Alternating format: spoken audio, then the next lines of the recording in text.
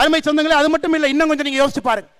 505 தேர்தல் வாக்குறுதி 2021 கொடுக்கப்பட்டது. 505 தேர்தல் வாக்குறுதி.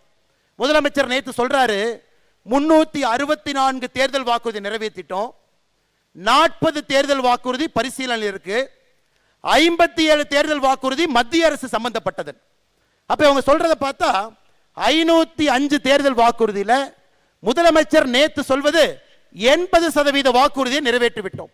இதே முதலமைச்சர் திரு ஸ்டாலின் அவர்கள் செப்டம்பர் 13ஆம் தேதி 2024 ராஜபாளையம் எம்எல்ஏ கல்யாண விழாவில் சொல்றாரு 99% தேர்தல் வாக்குறுதியை நிறைவேற்றி விட்டோம் என்று இதே முதலமைச்சர் மேடையில் சொல்றார். யோசிச்சு பாருங்க, ஒரு முதலமைச்சரே பொய் சொல்லக்கூடிய அவலமான ஆட்சி தமிழகத்தில் மட்டும்தான். நீங்க உண்மையாலுமே 80% தேர்தல் வாக்குறுதி நிறைவேற்றி இருந்தா வெள்ளை அறிக்கை விடுங்க.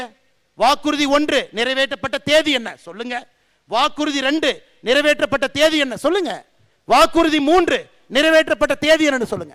எதையுமே செய்யாம 505 தேர்தல் வாக்குறுதியில நம்ம எல்லோருக்குமே தெரியும், நம்முடைய மாநில தலைவர் அவர்கள் தொடர்ந்து சொல்லிக் கொண்டிருக்கின்றார்கள், 50 தேர்தல் வாக்குறுதியை கூட முழுமையாக நிறைவேற்றாம நேற்று ஒரு பெரிய பச்சை பையை சொல்லுகின்றார், 364 தேர்தல் வாக்குறுதி நிறைவேற்றி விட்டோம், 80% என்று சொல்லுகின்றார்.